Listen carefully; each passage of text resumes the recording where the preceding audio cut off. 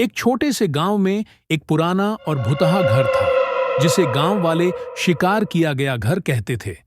कहते थे कि इस घर में कोई भी रात बिताने की हिम्मत नहीं करता था, क्योंकि रात के अंधेरे में वहां अजीबो-गरीब आवाजें और रहस्यमयी घटनाएं होती थीं।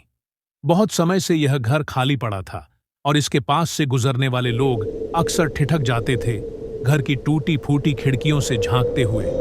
एक दिन शहर से एक नया परिवार गांव में आया। परिवार में पति-पत्नी और उनकी एक छोटी बेटा था। उन्हें रहने के लिए जगह की जरूरत थी और गांव में केवल वही पुराना घर खाली था।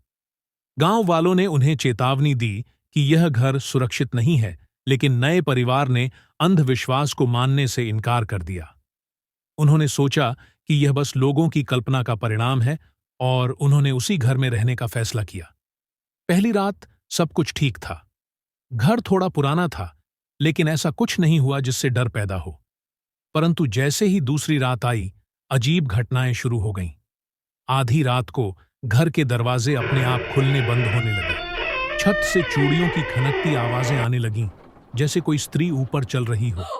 बच्ची ने रोना शुरू कर दिया और बताया कि उसने एक परछाई को अपने कमरे में घूमते देखा था।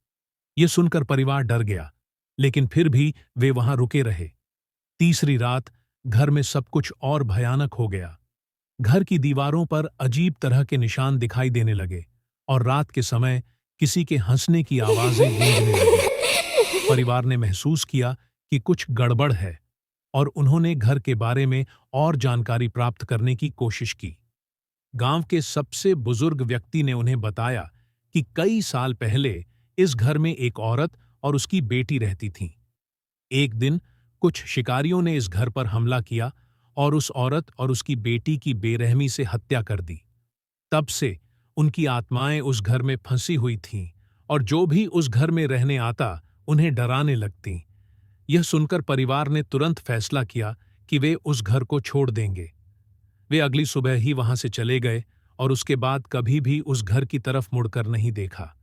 वह घर आज भी उसी तरह खड़ा है, वीरान और भुतहा, और कोई भी उस घर के पास जाने की हिम्मत नहीं करता। कहते हैं रात के समय अब भी वहां से किसी के रोने और चीखने की आवाजें आती हैं।